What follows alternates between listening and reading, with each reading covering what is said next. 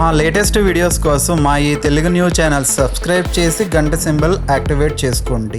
ఎల్లుండే తొలి ఏకాదశి శనివారంతో కలిసి వచ్చిన పరమ పవిత్రమైన రోజు.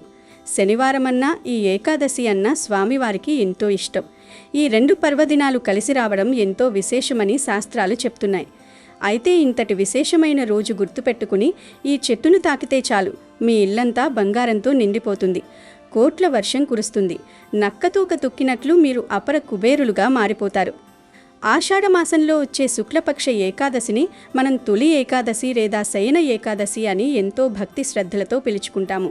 ఈ పవిత్రమైన రోజు నుండే శ్రీ మహావిష్ణువు పాలక్కడలిలో యోగనిద్రకు ఉపక్రమిస్తాడు. అలాగే ఈ రోజు నుండే అత్యంత పవిత్రమైన చాతుర్మాస్య వ్రతం కూడా ప్రారంభమవుతుంది. అయితే తొలి ఏకాదశి రోజున ప్రకృతిలో కూడా అనేక మార్పులు సంభవిస్తాయి.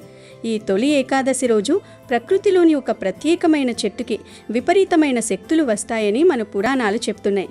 గనుక ఈ పవిత్రమైన రోజున ఆ ప్రత్యేకమైన చెట్టును జస్ట్ అలా ఒక్కసారి తాకితే చాలు మీ జీవితంలో ఇన్నాళ్లుగా మీరు పడుతున్న కష్టాలన్నీ పటాపంచలైపోతాయి. మీరు పట్టిందల్లా బంగారంలాగా మారిపోతుంది. మీ ఇల్లంతా బంగారంతో నిండిపోతుంది. నక్కతోక తొక్కినట్లుగా మీ ఇంట్లో అష్టైశ్వర్యాల వర్షం, కోట్ల వర్షం కురుస్తుంది. మీ జీవితం అద్భుతంగా ఊహించిన విధంగా మారిపోతుంది. ఈ చెట్టును తాకడం వలన మీ శరీరంలో పేరుకుపోయిన నెగిటివ్ ఎనర్జీ, అనారోగ్య సమస్యలు, దీర్ఘకాలిక రోగాలు అన్నింటినీ ఆ చెట్టు తనలోకి పూర్తిగా లాగేసుకొని మీకు స్వచ్ఛమైన పాజిటివ్ ఎనర్జీని, అదృష్టాన్ని ఇస్తుంది. కనుక ఆడ, మగ, చిన్న, పెద్ద అనే తేడా లేకుండా అందరూ ఈరోజు తప్పనిసరిగా ఈ చెట్టును తాకాలి. మరింతకీ ఈ తొలి ఏకాదశి రోజు ఏ చెట్టును తాకాలో, ఆ చెట్టు ఎక్కడ ఉంటుందో, దానిని ఏ విధంగా తాకాలో ఈ వీడియోలో మనం సవివరంగా తెలుసుకుందాం. ఫ్రెండ్స్, అంతకంటే ముందు మీరు మన ఛానల్ని ఆదరిస్తున్నందుకు హృదయపూర్వక ధన్యవాదాలు. దయచేసి ఈ వీడియోకి ఒక లైక్ కొట్టి కింద కామెంట్స్లో ఓం శ్రీ లక్ష్మీనారాయణాయ నమః అని కామెంట్ పెట్టండి. ఆ శ్రీ లక్ష్మీనారాయణుల ఆశీస్సులు మీకు, మీ కుటుంబానికి ఎల్లప్పుడూ నిండుగా ఉంటాయి. మన తెలుగు క్యాలెండర్ ప్రకారం సంవత్సరంలో ఎన్నో పర్వదినాలు వస్తూ ఉంటాయి. కానీ వాటన్నింటిలో అత్యంత విశిష్టమైనది, పవిత్రమైనది తొలి ఏకాదశి. ఆషాఢమాసం శుక్లపక్షంలో వచ్చే ఈ ఏకాదశిని శయన ఏకాదశి అని, ప్రథమ ఏకాదశి అని, తొలి ఏకాదశి అని ఎన్నో పేర్లతో పిలుస్తూ ఉంటారు. హిందూ పురాణాల ప్రకారం తొలి ఏకాదశి అనేది చాలా గొప్ప ఏకాదశి. సంవత్సరంలో ప్రతి నెల 2 ఏకాదశులు చొప్పున మొత్తం 24 ఏకాదశులు వస్తాయి. అధిక మాసం వస్తే మరొక 2 ఏకాదశులు అదనంగా వస్తాయి. నిజానికి ఏకాదశి తిథి అనేది శ్రీహరికి అత్యంత ప్రీతిపాత్రమైన తిథి. ఆ రోజున ఉపవాసం ఉండి భగవన్నామ స్మరణతో గడిపితే సర్వ పాపాలు తొలగిపోయి మోక్షం సిద్ధిస్తుందని మన శాస్త్రాలు ఘోషిస్తున్నాయి.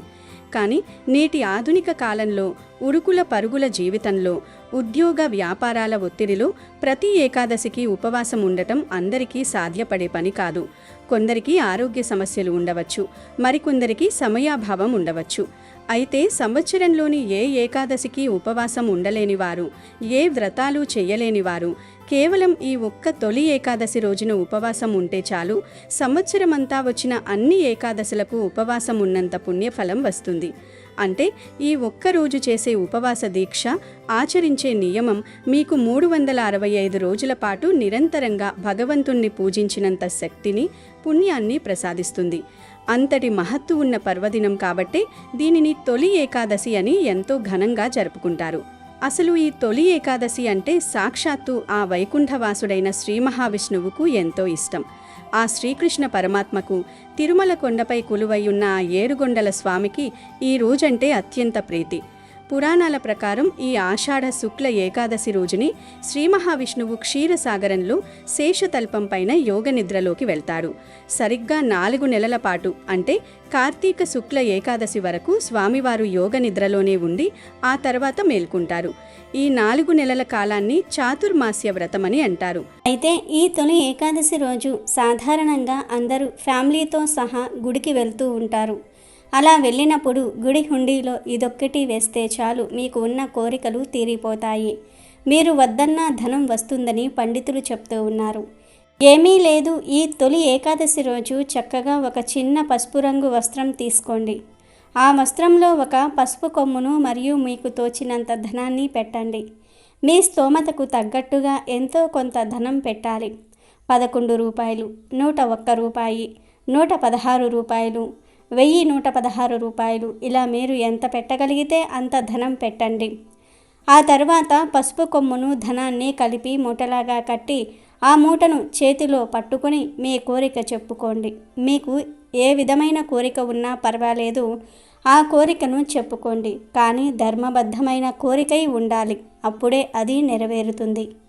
అప్పుడే స్వామి మీ కోరికను తీరుస్తారు. ఇలా తొలి ఏకాదశి రోజు ఉదయమే మీ కోరికను చెప్పుకొని మూట కట్టుకోండి. తర్వాత మీరు స్వామి గుడికి వెళ్ళినప్పుడు, అంటే వెంకటేశ్వర స్వామి గుడికి కానీ, విష్ణు ఆలయానికి కానీ, రామాలయానికి కానీ, కృష్ణాలయానికి కానీ వెళ్ళండి. ఫ్యామిలీ అంతా కలిసి వెళ్తే మంచిది. అలా గుడికి వెళ్ళినప్పుడు ముందు కట్టి ఉంచుకున్న మూటను కూడా మీతో పాటు తీసుకొని వెళ్ళి హుండీలో వేసేయండి. ఇలా చేయటం వలన మీరు కోరుకున్న కోరికలు ఖచ్చితంగా నెరవేరుతాయి. అంతేకాదు మీకు ఉన్న కష్టాలన్నీ కూడా తొలగిపోతాయి. పట్టిందల్లా బంగారం అవుతుంది. ఇలా హుండీలో ఈ మూటను వేసిన తర్వాత కాసేపు గుడిలోనే కూర్చొని ఆ తర్వాత ఇంటికి వచ్చేయండి. తొలి ఏకాదశి రోజు గుడికి వెళ్ళినప్పుడు ఇలా చేయటం వలన ఖచ్చితంగా ముడుపు కట్టిన మీ కోరిక నెరవేరుతుంది. మీకు అంతా మంచే జరుగుతుంది. అదేవిధంగా మీరు ఈరోజు గుడికి వెళ్ళినప్పుడు గుడి బయట ఉండే యాచకులకు కొంత ధనం ఇవ్వండి. ఏదో ఒకటి దానం చేయండి. స్వామివారి అనుగ్రహం తప్పక లభిస్తుంది. ఈ తొలి ఏకాదశి పర్వదినాన్ని పేలాల పండుగ అని కూడా ఎంతోమంది పిలుస్తుంటారు. ఈ పవిత్రమైన రోజున శ్రీ వెంకటేశ్వర స్వామికి పేలాల పిండిని నైవేద్యంగా సమర్పించి కుటుంబ సభ్యులంతా ప్రసాదంగా స్వీకరించడం వల్ల ఆయురారోగ్యాలు, సకల శుభాలు సిద్ధిస్తాయి. అయితే బయట మార్కెట్లో దొరికే రెడీమేడ్ పిండిని వాడే కంటే దేవుడికి సమర్పించే ఈ నైవేద్యాన్ని స్వయంగా మనమే ఇంట్లో తయారు చేసుకోవడం ఉత్తమం.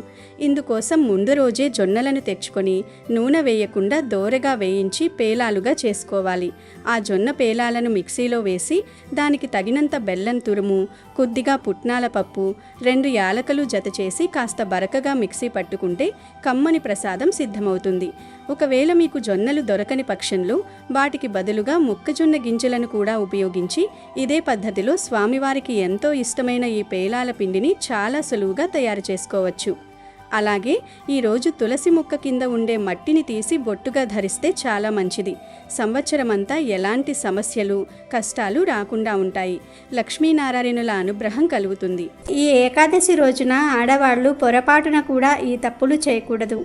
చేస్తే ఇంటికి అరిష్టం చుట్టుకుంటుంది. అస్సలు మంచిది కాదు. 7 తరాల వరకు దరిద్రం అనుభవిస్తారు అని పండితులు చెప్తూ ఉన్నారు. ఏకాదశి రోజు తెలియక ఈ పనులు చేస్తే మీ జీవితం సర్వనాశనం అవుతుంది అని పండితులు చెప్తూ ఉన్నారు. మరి తొలి ఏకాదశి రోజు చెయ్యకూడని ఆ తప్పు పనులు ఏమిటో ఇప్పుడు మనం ఈ వీడియోలో తెలుసుకుందాం. తొలి ఏకాదశి రోజు చేసే ఉపవాసం చాలా విశేషమైనది. ఈ ఉపవాసం ఎలా చేయాలంటే మొట్టమొదటిగా దశమి రోజు రాత్రి అల్పాహారం మాత్రమే తినాలి. విపరీతంగా తినకూడదు. అల్పాహారం తిని భూశయనం చేయాలి. ఏకాదశి రోజు ఉదయమే స్నానం చేసి సంకల్పం చెప్పుకొని ఉపవాసం ఉండాలి. ఈ ఉపవాసం 3 రకాలుగా చేయవచ్చు. అంటే అసలు ఏమీ తినకుండా ఉపవాసం ఉండవచ్చు, లేదా పాలు పండ్లు తిని ఉపవాసం ఉండవచ్చు, లేదా ఒక పూట భోజనం చేసి ఏకభుక్తం ఉండవచ్చు. 12 ఏళ్ళు పైబడిన వారు, 60 ఏళ్ల లోపు వారు మాత్రమే ఉపవాసం ఉండాలి. అనారోగ్యం ఉన్నవారు, గర్భిణీ స్త్రీలు, షుగర్లు, బీపీలు ఉన్నవారు ఉపవాసం చేయనవసరం లేదని శాస్త్రమే చెప్తుంది. కాబట్టి ఇలాంటి వారు దయచేసి ఉపవాసం చేసి ప్రాణాల మీదకు తెచ్చుకోకండి. ఆ తర్వాత ద్వాదశి రోజు, ద్వాదశి తిథి వెళ్ళేలోపు పారణ చేయాలి. అంటే ఏదో ఒక ఆహారం తీసుకోవాలి. ఇలా తొలి ఏకాదశి రోజు ఉపవాసం ఉండగలిగితే లక్ష్మీనారాయణుల సంపూర్ణ అనుగ్రహం లభిస్తుంది. లక్ష్మీదేవి అనుగ్రహం లభిస్తే ఇక సంపదలు, వైభవం అన్నీ వస్తాయి. విష్ణుమూర్తి అనుగ్రహం లభిస్తే రక్షణ వస్తుంది. ఇక ఈ ఏకాదశి రోజు అస్సలు కొన్ని తప్పులు చేయకూడదని శాస్త్రం చెప్తుంది. ఏకాదశి అంటే 11 అని అర్థం. 5 జ్ఞానేంద్రియాలు, 5 కర్మేంద్రియాలు, ఒక మనసు. ఈ 11 ఉంటేనే మన జీవితం ముందుకు నడుస్తుంది. ఈ 11 ఇంద్రియాలను పవిత్రంగా ఉంచుకోవటం, అదుపులో ఉంచుకోవటమే ఏకాదశి. నాలుక, ముక్కు, చెవి, కన్ను, చర్మం, ఈ 5 జ్ఞానేంద్రియాలు. వీటి వలనే మనకు సెన్స్ తెలుస్తుంది. ఏకాదశి రోజు వీటిని పవిత్రంగా ఉంచుకోవాలి. అంటే నాలుకను పవిత్రంగా ఉంచుకోవడాన్ని మాంసం, మద్యం తినకూడదు, చెడు మాటలు మాట్లాడకూడదు, తాంబూలం వేసుకోకూడదు. అలాగే చెవి, ముక్కు, కన్ను, చర్మంతో కూడా ఎలాంటి చేయకూడని పనులు చేయకూడదు. అంటే వినకూడనివి వినకూడదు, చాడీలు, బూతులు, చెడు మాటలు వినకూడదు, కళ్ళతో చూడకూడనివి చూడకుండా ఉండాలి. ఏకాదశి రోజు అభ్యంగన స్నానం చేయకూడదు, ఎందుకంటే ఆది భోగదాయకం. క్షవరం కూడా చేయించుకోకూడదు. ఇవి 5 జ్ఞానేంద్రియాలతో చేయకూడని తప్పులు. ఇక కర్మేంద్రియాల విషయానికి వస్తే వాక్కు, చేతులు, కాలు, మలద్వారం, మూత్రద్వారం, ఈ 5 కర్మేంద్రియాలు. ఈ కర్మేంద్రియాలతో కూడా ఎటువంటి తప్పులు చేయకూడదు. అంటే పరులను నిందించకూడదు, బాధ పెట్టకూడదు, పాషాండులతో చర్చలకు, వాదనలకు దిగకండి. అలాగే దశమి రాత్రి నుండి ద్వాదశి రోజు పారణ చేసే వరకు బ్రహ్మచర్యం పాటించాలి. ఇలా ఈ తప్పులు చేయకుండా ఉండగలిగితే గనుక జ్ఞానేంద్రియాలు, కర్మేంద్రియాలు, మనసు ఇవన్నీ పవిత్రంగా ఉంటాయి. కనుక తొలి ఏకాదశి రోజు భార్యాభర్తలు కలవకూడదు. ఇప్పుడు చెప్పుకున్న పనులేమీ చేయకూడదు. అలాగే నెలసరిలో ఉన్న ఆడవారు ఏకాదశి వ్రతాన్ని చేయకూడదు, మహాపాపం చుట్టుకుంటుంది. అలాగే తొలి ఏకాదశి రోజు ఇంటిని క్లీన్గా ఉంచుకోవాలి. ఈ తప్పులు చేశారంటే మాత్రం ప్రజలకు ఫలితం రాదు. మీ ఇంటికి కూడా అస్సలు మంచిది కాదు, అరిష్టం చుట్టుకుంటుంది. కనుక తొలి ఏకాదశి రోజు ఎవ్వరూ ఈ తప్పులు చేయకండి. తొలి ఏకాదశి రోజు గోవు కనిపిస్తే ఆ గోవుకి ప్రత్యేకమైన ఆహారం పెట్టి ఈ మాట అంటే చాలు మీ దశ మారిపోతుంది, ఘోర నరకాలు తప్పుతాయి, రాజయోగం పడుతుంది, తరతరాలకి తరగని ఐశ్వర్యం వస్తుందని శాస్త్ర పండితులు చెబుతున్నారు. ఈ తొలి ఏకాదశి రోజు గోవు కనిపిస్తే అంటే ఇంటి దగ్గర కావచ్చు, గుడిలో కావచ్చు, రోడ్డు మీద కావచ్చు, ఆ గోవుకు పూజలు చేయండి. ఆవు మీ ఇంటికి వచ్చినా లేదా మీరే ఆవు దగ్గరికి వెళ్ళినా ముందు ఆవుకు పూజ చేయండి. ఇలా తొలి ఏకాదశి రోజు ఆవును పూజిస్తే నరక బాధలు తప్పుతాయి.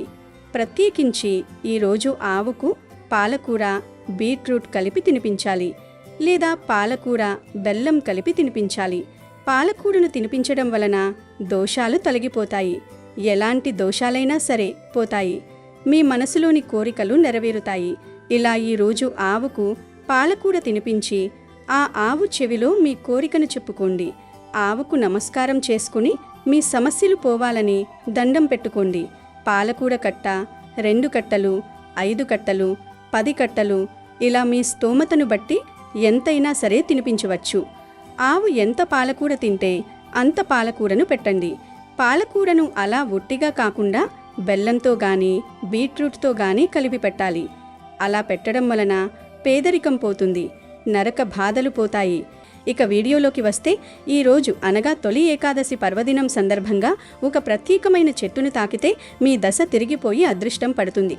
ఆ చెట్టు ఏదో కాదు, మనకందరికీ ఎంతో సుపరిచితమైన సాక్షాత్తు శ్రీ మహాలక్ష్మి గౌరీదేవి స్వరూపమైన వేప చెట్టు. అవును, మీరు విన్నది అక్షరాల నిజం. వేప చెట్టును తొలి ఏకాదశి రోజు తాకడం వల్ల అత్యంత విశేషమైన ఫలితాలు కలుగుతాయి. వేప చెట్టు సాక్షాత్తు అమ్మవారి ప్రతిరూపం. ఈ చెట్టులో ముక్కోటి దేవతలు కొలువై ఉంటారు. వేప చెట్టు గాలి పీల్చినా, వేప చెట్టు నీడను కొన్ని నిమిషాలు కూర్చున్నా మన శరీరానికి ఎన్నో రకాల ఆరోగ్య ప్రయోజనాలు కలుగుతాయి. ఆధ్యాత్మికంగా చూసుకుంటే వేప చెట్టుకు ఉన్న ప్రాముఖ్యత అంతా ఇంతా కాదు. వేప చెట్టును భక్తితో పూజించడం వల్ల సాక్షాత్తు ఆ జగన్మాతను పూజించినంత విశేషమైన పుణ్యం దక్కుతుంది. ఇలాంటి మహిమాన్వితమైన వేప చెట్టుకు తొలి ఏకాదశి లాంటి పర్వదినాల్లో విశ్వం నుండి అనంతమైన దైవిక శక్తులు ఆకర్షింపబడతాయి. ఆ పవిత్ర సమయంలో మనం ఆ చెట్టును స్పృశించడం ద్వారా ఆ దైవిక శక్తి మన శరీరంలోకి నేరుగా ప్రవేశిస్తుంది. ఈ పవిత్రమైన తొలి ఏకాదశి రోజున ఏ సమయంలోనైనా సరే ఉదయం నుండి రాత్రిలోపు మీకు వేప చెట్టు ఎక్కడ కనిపించినా వెంటనే ఆ చెట్టు దగ్గరకు వెళ్ళండి. ఖాళీ చేతులతో కాకుండా ముందుగా ఒక ఇత్తడి లేదా రాగి చెంబులో శుభ్రమైన నీళ్లను తీసుకోండి. ఆ చెంబుడు నీళ్లను పట్టుకుని వేప చెట్టు దగ్గరకు వెళ్ళి ఆ నీటిని నెమ్మదిగా ఎంతో భక్తి శ్రద్ధలతో వేప చెట్టు మొదట్లో ధారగా పోయండి. ఆ తరువాత చేతులు జోడించి చెట్టుకు నమస్కరించుకుని ఆ చెట్టు చుట్టూ సరిగ్గా 11 ప్రదక్షిణలు చేయాలి. 11 ప్రదక్షిణలు పూర్తయిన తర్వాత ఆ వేప చెట్టును 11 సార్లు మీ 2 చేతులతో తాకాలి. ఏదో మొక్కుబడిగా యాంత్రికంగా కాకుండా చాలా ప్రేమగా భక్తితో ఒక కన్నతల్లిని స్పృశించినట్లుగా స్పృశించాలి. అలా తాకుతున్నప్పుడు ఆ చెట్టుకు మీ మనసులో ఉన్న బలమైన కోరికను చెప్పుకోండి. మీకు ఏళ్ల తరబడి పీడిస్తున్న ఆర్థిక ఇబ్బందులు ఉన్నా, నయంకాని భయంకరమైన ఆరోగ్య సమస్యలు ఉన్నా, తీరని అప్పుల బాధలు ఉన్నా, ఇంట్లో భార్యాభర్తల మధ్య గొడవలు లాంటి కుటుంబ సమస్యలు ఉన్నా సరే, వాటన్నింటినీ ఆ వేప చెట్టుకు చెప్పుకొని మీ కష్టాలను తీర్చమని మనసారా వేడుకోండి. మీరు పడుతున్న బాధలన్నీ ఆ చెట్టుకు విన్నవించుకోండి. ఇలా చేయడం వల్ల అతి త్వరలోనే మీ కోరికలు నెరవేరుతాయి. మీ సమస్యలన్నీ మంచులా కరిగిపోయి తీరిపోతాయి. ఇలా వేప చెట్టును తాకి మీ కోరికలు చెప్పుకున్న తర్వాత వెంటనే హడావుడిగా అక్కడి నుంచి వెళ్ళిపోకూడదు. కనీసం ఒక 5 నిమిషాల పాటు ఆ వేప చెట్టు కింద ఎంతో ప్రశాంతంగా కూర్చోవాలి. చెట్టు కింద కూర్చున్నప్పుడు కళ్ళు మూసుకుని ప్రశాంతంగా భగవంతుణ్ణి ధ్యానించండి. వేప చెట్టు నుండి వచ్చే చల్లని గాలిని ఆస్వాదిస్తూ మీ శ్వాస మీద పూర్తి ధ్యాస పెట్టండి. ఆ 5 నిమిషాలు మీలోని ప్రతికూల శక్తులన్నీ పూర్తిగా తొలగిపోయి మీ శరీరమంతా సానుకూల శక్తులు నిండుతున్నట్లుగా భావించండి. ఆ తర్వాత నెమ్మదిగా అక్కడి నుంచి లేచి చెట్టుకు మరొక్కసారి నమస్కరించుకొని మీ ఇంటికి వెళ్ళాలి. ఏ వేప చెట్టునైనా తాకవచ్చా అనే సందేహం మీ అందరికీ రావచ్చు. దీనికి ఎలాంటి కఠినమైన నియమాలు లేవు. గుడిలో ఉండే వేప చెట్టు అయినా సరే, మీ ఇంటి దగ్గర ఉండే వేప చెట్టు అయినా సరే, లేదా మీరు ప్రయాణిస్తున్నప్పుడు రోడ్డు మీద ఎక్కడైనా కనిపించే వేప చెట్టు అయినా సరే, ఇలా ఎక్కడైనా సరే మీకు అనుకూలంగా ఉన్న ప్రదేశంలో వేప చెట్టును మీరు తాకవచ్చు. స్థలంతో ఎలాంటి సంబంధం లేదు. మీ భక్తి శ్రద్ధలే ఇక్కడ అత్యంత ముఖ్యం. ఎక్కడ ఉన్న వేప చెట్టు అయినా సరే, దాని శక్తి, దాని పవిత్రత ఒక్కటే అని మీరు గ్రహించాలి. తొలి ఏకాదశి రోజున మీరు కఠినమైన ఉపవాసం ఉన్నా లేకపోయినా, ఇంట్లో పెద్దగా పూజలు వ్రతాలు చేసినా చెయ్యకపోయినా, ఇలా ఒక్కసారి వేప చెట్టును తాకితే చాలు, మీకు మరణానంతరం శాశ్వతమైన వైకుంఠ ప్రాప్తి కలుగుతుంది. మీ జీవితంలో ఉన్న కష్టాలు, భరించలేని రోగాలు, మానసిక బాధలు, దరిద్రం అన్నీ శాశ్వతంగా సమసిపోతాయి. మీరు ఊహించని రీతిలో విపరీతమైన ధనలాభం కలుగుతుంది. వ్యాపారాల్లో నష్టాలు పోయి ఎనలేని లాభాలు వస్తాయి. ఉద్యోగంలో ప్రమోషన్లు వస్తాయి. నిరుద్యోగులకు మంచి ఉద్యోగ అవకాశాలు లభిస్తాయి. ఆడవారికి దీర్ఘ సుమంగలు ప్రాప్తం కలుగుతుంది.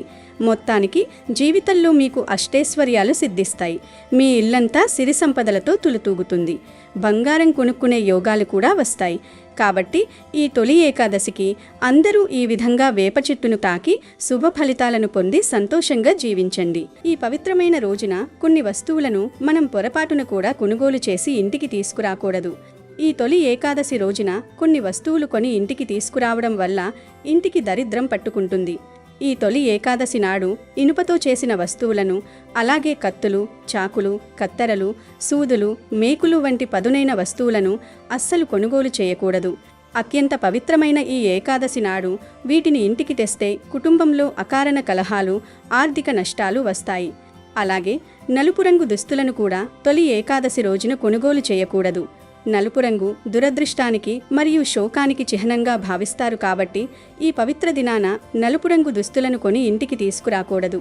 తర్వాత చీపురు కూడా ఈ రోజు కొని ఇంటికి తేకూడదని శాస్త్రం చెప్తోంది. చీపురు లక్ష్మీదేవికి ప్రతీక అయినప్పటికీ విష్ణుమూర్తి నిద్రలోకి వెళ్లే ఈ శయన ఏకాదశి లాంటి పర్వదినాన కొత్త చీపురును ఇంటికి తీసుకురావడం వల్ల ధన వ్యయం విపరీతంగా పెరుగుతుంది. ఇంట్లో ఉన్న లక్ష్మి బయటకు వెళ్ళిపోతుంది. అదేవిధంగా తొలి ఏకాదశి పర్వదినాన పొరపాటున కూడా చింతపండును కొనుగోలు చేసి ఇంటికి తీసుకురాకూడదు. చింతపండు అనే పేరులోనే చింత అనగా విచారం లేదా బాధ దాగి ఉంది. కాబట్టి అత్యంత పవిత్రమైన ఈ రోజున చింతపండును కొని ఇంటికి తెస్తే కుటుంబంలో లేనిపోని చింతలు, మానసిక బాధలు, అలాగే ఆర్థికపరమైన సమస్యలు విపరీతంగా పెరుగుతాయి. అందువల్ల ఆ పవిత్రమైన రోజున ఎట్టి పరిస్థితుల్లోనూ మనం చింతపండును మాత్రం అస్సలు కొని తేకూడదు. ఈరోజు ఈ వస్తువులు ఏమీ కొని ఇంటికి తీసుకురాకూడదు. కాదని కొంటే మాత్రం కష్టాలు తప్పవు. కావాలంటే ఒకరోజు ముందు వీటిని కొని తెచ్చుకోవచ్చు, కానీ తొలి ఏకాదశి రోజు మాత్రం వీటిని కొనకూడదు. ముత్తైదవ స్త్రీలు తొలి ఏకాదశి ముందు రోజు అంటే దశమి నాడు గోరింటాకును కోసి నూరి చేతులకు పెట్టుకుంటే మాంగళ్య బలం పెరుగుతుంది. ఆషాఢంలో ఒక్కసారైనా గోరింటాకు పెట్టుకోవాలని అంటారు కదా. ఆ గోరింటాకును ఈ తొలి ఏకాదశి రోజు ముందు రోజున పెట్టుకుంటే లక్ష్మీదేవి అనుగ్రహం కలుగుతుంది. కనుక దశమి రోజు స్త్రీలందరూ కూడా చేతులకు గోరింటాకు పెట్టుకోండి. స్త్రీలు అంటే కేవలం పెళ్ళైన వారు మాత్రమే కాదు, పెళ్ళి అవ్వని వారు కూడా ఈరోజు గోరింటాకు పెట్టుకోవాలి. అలా పెట్టుకోవడం వలన మీకు లక్ష్మీదేవి అనుగ్రహం లభించి సంవత్సరం అంతా అన్ని శుభాలే జరుగుతాయి. అలాగే ఈరోజు ఒక కొత్త దక్షిణావృత శంఖం కొనుగోలు చేసి ఇంటికి తెచ్చుకుంటే చాలా మంచిది. శంఖం శ్రీహరికి ఎంతో ఇష్టమైనది. పవిత్రమైన శంఖంలో సాక్షాత్తు సిరి సంపదల దేవి అయిన మహాలక్ష్మీదేవి కొలువై ఉంటుంది. అందుకే ఇంట్లో శంఖం లేనివారు తొలి ఏకాదశి రోజు శంఖాన్ని ఇంటికి తెచ్చుకుని పూజ చేస్తే మన జీవితంలో ఎదుర్కొంటున్న కష్టాలు, తీరని బాధలు అన్నీ పూర్తిగా దూరమవుతాయి. ఈ పవిత్రమైన రోజున శంఖం తీసుకురావడం వల్ల ఇంట్లో ఉన్న ప్రతికూల శక్తులు తొలగిపోయి సానుకూల ఆధ్యాత్మిక శక్తి ప్రవేశిస్తుంది. దరిద్రం పారద్రోలబడి గృహంలో ఎల్లప్పుడూ సుఖశాంతులు, ప్రశాంతత నెలకొంటాయి. ముఖ్యంగా ఈ రోజున శంఖాన్ని తెచ్చుకుని దానిలో నీళ్లు పోసి ఆ నీటిని తీర్థంగా తీసుకున్న లక్ష్మీనారాయణుల సంపూర్ణ అనుగ్రహం కుటుంబంపై ఉండి అష్టైశ్వర్యాలు, సిరి సంపదలు నిశ్చయంగా సిద్ధిస్తాయి. కాబట్టి తొలి ఏకాదశి రోజున ఇంటికి శంఖాన్ని తెచ్చుకుని శుభాలను పొందండి. అదేవిధంగా ఈ తొలి ఏకాదశి రోజు తులసి మొక్క మొదట్లో కొన్ని పాలు పోయండి. అలా పొయ్యడం వలన ఇంట్లోని ఆర్థిక సమస్యలు పోతాయి. చాలామంది తెలియక తొలి ఏకాదశి రోజు తులసి మొక్కకు నీళ్లు పోస్తుంటారు. కానీ ఈ ఏకాదశి రోజు తులసి మొక్క ఉపవాసం ఉంటుంది అని శాస్త్రాలు చెప్తున్నాయి. అందుకే ఈరోజు తులసికి నీళ్లు పొయ్యకూడదు, పాలు పొయ్యాలి. అది కూడా 2 చుక్కలు మాత్రమే పోసి ఒక దండం పెట్టుకుంటా సంవత్సరం అంతా మీకు బాగా కలిసి వస్తుంది. తొలి ఏకాదశి వ్రతాన్ని చేయాలి అనుకునేవారు దశమి రోజు రాత్రి నుంచి ఉపవాసం దీక్షను ప్రారంభించాలి. ఉపవాసం చేసినా చేయకపోయినా తొలి ఏకాదశి రోజున తెల్లవారుజామునే నిద్రలేచి కాలకృత్యాలు తీర్చుకుని స్నానం చేసి శుభ్రమైన వస్త్రాలు ధరించి నుదుటిన కుంకుమ ధరించాలి. ఆ తర్వాత లక్ష్మీనారాయణుల పటానికి లేదా వెంకటేశ్వర స్వామి వారి పటానికి గంధము కుంకుమలతో బొట్లు పెట్టి అలంకరించుకోవాలి. ముందుగా ఆచమనం చేసి ఆవు నెయ్యి దీపాన్ని వెలిగించుకోవాలి.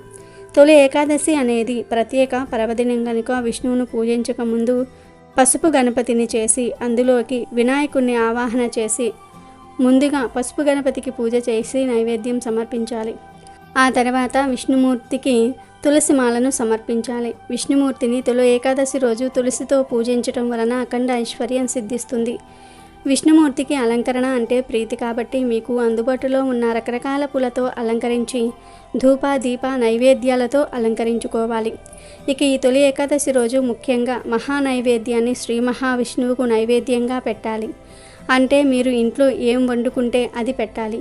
ఇలా మహా నైవేద్యం పెడితే ఆ లక్ష్మీనారాయణుల కరుణా కటాక్షాలు తప్పక లభిస్తాయి.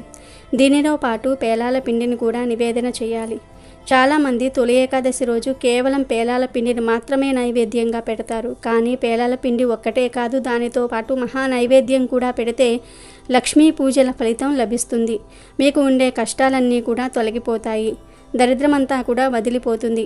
మహా నైవేద్యం అంటే మీరు ఇంట్లో వండుకునే అన్నము, కూర, పప్పు ఇలా మీరు ఏం వండుకుంటే అవి డైరెక్ట్గా గిన్నెలతో తీసుకుని వెళ్ళి నివేదన చేసేయండి. ఆ తర్వాత ఆ ఆహారాన్నే ప్రసాదంగా స్వీకరించి తినండి. అలాగే ఈరోజు పేలాల పిండిని కూడా తప్పనిసరిగా తినండి. ఇలా నైవేద్యం పెట్టిన తర్వాత విష్ణు సహస్రనామాలు చదవాలి లేదా 108 సార్లు ఓం నమో నారాయణాయ అనే మంత్రాన్ని జపించాలి. చివరిలో హారతి చూపించాలి. ఇది తొలి ఏకాదశి పూజా విధానం. ఎంతో పవిత్రమైన ఈ తొలి ఏకాదశి రోజు అందరూ ఉపవాసం ఉంటారు. మరి ఈ ఉపవాసం ఎలా చేయాలి? ఉపవాసం చేసే సమయంలో ఏమైనా తినవచ్చా? గుడికి వెళ్తే ప్రసాదం పెడితే తినవచ్చా? అసలు ఉపవాసం ఉండలేని వారు ఏం చేస్తే ఉపవాసం చేసిన దానికన్నా 1000 రెట్ల ఫలితం వస్తుంది అనే విషయాల గురించి ఈరోజు మనం ఈ వీడియోలో వివరంగా తెలుసుకుందాం. ఏకాదశి అంటేనే ఉపవాస దీక్ష గుర్తుకు వస్తుంది. పైగా తొలి ఏకాదశిని హిందువులు మొదటి పండుగగా జరుపుకుంటూ ఉంటారు. ఈ రోజు ఉపవాసం ఉంటే మరింత మంచిదని చెప్తూ ఉంటారు. ఉపవాసం పాటించడానికి ఒక పద్ధతి ఉంది. తొలి ఏకాదశి రోజు ఉపవాసం ఉండాలి అనుకునేవారు అంతకు ముందు రోజున దశమి రాత్రి నిరాహారంగా ఉండాలి లేదా లైట్ ఫుడ్ అల్పాహారం లాంటివి తీసుకోవాలి. మన జీర్ణ వ్యవస్థను ఏకాదశి ఉపవాసానికి సిద్ధం చేయటమే ఈ ఆచారం వెనుక ఉన్న అంతరార్థం. ఇక తొలి ఏకాదశి రోజు బ్రహ్మ ముహూర్తంలో నిద్రలేచి తలస్నానం చేయాలి. ఆ రోజంతా ఏమీ తినకుండా నిష్టగా ఉపవాసం ఉండాలి. ఏమీ తినకుండా ఉండలేని వారు పాలు పండ్లు తినవచ్చు. అవి కూడా చాలవు అనుకునేవారు ఒక్కపూట భోజనం చేసి ఏకభుక్తం ఉండవచ్చు. ఇలా ఈ 3 పద్ధతుల్లో ఏదో ఒక విధంగా ఏకాదశి ఉపవాసం ఉండాలి. ఈ ఉపవాసం జాగరణలతో తొలి ఏకాదశి రోజు గడిచిన తర్వాత మర్నాడు అనగా ద్వాదశి రోజు తెల్లవారుజామున దగ్గరలోని ఆలయాలను దర్శించుకోవాలి. ఆ తర్వాత ద్వాదశి పారణ చేయాలి. పారణ అంటే ఏదైనా తినాలి. ద్వాదశి రోజు కూడా లైట్ ఫుడ్ తింటే మంచిది. ఎందుకంటే తొలి ఏకాదశి రోజు ఉపవాసం ఉండటం వలన జీర్ణ వ్యవస్థ నెమ్మది అవుతుంది. ఒకేసారి దానికి ఆహారం అందించటం అంత మంచిది కాదు. అందుకే ద్వాదశి రోజు అతిగా భుజించకూడదు. ఇక ఈ తొలి ఏకాదశి రోజు ఉపవాసం ఉన్నవారు గుడికి వెళ్ళినప్పుడు పేలాల పిండి ప్రసాదం ఇస్తే తినవచ్చు. గుడిలోనే కాదు ఇంటి దగ్గర కూడా ఈరోజు పేలాల పిండిని ప్రసాదంగా భావించి తినవచ్చు. అందులో ఏమీ దోషం లేదు కనుక ఉపవాసం ఉండేవారు ఈరోజు ప్రసాదం తినవచ్చు. ఇక ఉపవాసం ఉండే ఓపిక లేనివారు, అనారోగ్య సమస్యలు ఉన్నవారు తొలి ఏకాదశి రోజు ఉపవాసం ఉండకపోయినా పర్వాలేదు. అని ఉపవాసం ఉండి తొలి ఏకాదశి ఎప్పుడెప్పుడు అయిపోతుందా అని ఎదురు చూస్తే అది ఫలితాన్ని ఇవ్వదు. కనుక ఉపవాసం ఉండలేని వారు అన్నం కాకుండా మిగతావన్నీ తినండి. ఏమీ తినకుండా ఉండలేని వారు సంతోషంగా ఏదో ఒకటి తిని విష్ణువును ఆరాధించండి. మనస్ఫూర్తిగా విష్ణువును పూజించండి. దైవనామ స్మరణ చేసుకోండి. ఇలా సంతోషంగా ఏదో ఒకటి తిని విష్ణువును ఆరాధిస్తే ఉపవాసం ఉన్నదానికన్నా అధిక ఫలితం వస్తుంది. 1000 రెట్ల ఎక్కువ ఫలితం పొందుతారు. ఎందుకంటే ఇక్కడ మనసు ఇంపార్టెంట్. మన మనసును సంతోషంగా భగవంతుడి మీద లగ్నం చేయటమే ఉపవాసం. ఇలా కాకుండా కఠిన ఉపవాసం ఉండి కూడా భగవంతుడి మీద మనసు లగ్నం చేయలేకపోతే ఈ ఉపవాసం వ్యర్థమే అవుతుంది. కాబట్టి కావలసినవి తిని కూడా ఆ భగవంతుడి మీద మనసును లగ్నం చేయగలిగితే ఉపవాసం చేసి విష్ణువును పూజించిన దానికన్నా 1000 రెట్ల ఎక్కువ ఫలితం వస్తుంది. అంతేగాని బాధపడుతూ ఉపవాసం ఉండవద్దు. అది విష్ణువుకు నచ్చదు. నేను భోజనం చేయలేదు అని అనుకుంటూ విష్ణువును పూజిస్తే భగవంతుడికి నచ్చదు, మీకు కూడా మంచిది కాదు. తొలి ఏకాదశి రోజు దుర్భాషలు ఆడకుండా జాగ్రత్తగా ఉండండి. ఇలా తొలి ఏకాదశి రోజు మనస్ఫూర్తిగా మనసుకు సంతృప్తి కలిగే విధంగా ఉపవాసం ఉంటే మీరు ఏమీ తినకుండా ఉపవాసం ఉన్నా దానికన్నా అధిక ఫలితం వస్తుంది. ఇక ఈ ఉపవాసం ఎవరు ఉండకూడదు అనే విషయానికి వస్తే 8 ఏళ్లలోపు పిల్లలు, 80 ఏళ్లు దాటిన వృద్ధులు, అనారోగ్యంతో బాధపడుతున్నవారు, షుగర్, బీపీ వంటి దీర్ఘకాలిక వ్యాధులు ఉన్నవారు, శ్రామికులు, కర్షకులు, ఉద్యోగానికి తప్పక వెళ్ళవలసిన వారు ఉపవాసాన్ని ఆచరించుకున్నా దోషం లేదు అని పురాణాలే పేర్కొంటున్నాయి. ఈ ఏకాదశి ప్రజలలో ఉండే చైతన్యానికి ప్రతీక. ఈరోజే శ్రీ మహావిష్ణువు యోగనిద్రలోనికి వెళ్తాడు. యోగనిద్ర అంటే భూమిపై రాత్రి సమయాలు పెరుగుతున్నాయని చెప్పడానికి సూచన. అంటే ప్రజలలో నిద్రా సమయాలు పెరుగుతాయన్నమాట. వానాకాలంలో వచ్చే మొదటి ఏకాదశి కనుక దీనిని తొలి ఏకాదశి అని లౌకికంగా చెప్తూ ఉంటారు పండితులు. ఏకాదశి అంటే 11. 5 జ్ఞానేంద్రియాలు, 5 కర్మేంద్రియాలు, మనసు కలిపి మొత్తం 11. వీటిని మనిషి తన అధీనంలోనికి తీసుకువచ్చి వాటన్నిటినీ ఒక్కటిగా చేసి అప్పుడు దేవుడికి నివేదన చెయ్యాలి. దీని వలన మనిషికి సహజంగా అలవడే బద్ధకం దూరమవుతుందని, రోగాలు దరిచేరకుండా ఉంటాయని, ఇంద్రియ నిగ్రహం పెరుగుతుందని ఒక నమ్మకం. విష్ణుమూర్తి యోగనిద్రలోనికి వెళతాడని పెద్దలు చెప్పగానే నిజంగానే దేవుడు నిద్రపోతాడా అని ఒక సందేహం కలుగుతుంది. విష్ణువు అంటే సర్వవ్యాప్తి అని అర్థం. అంటే విష్ణువు అనే పదానికి అంతర్లీనంగా సూర్యుడు అని అర్థం అన్నమాట.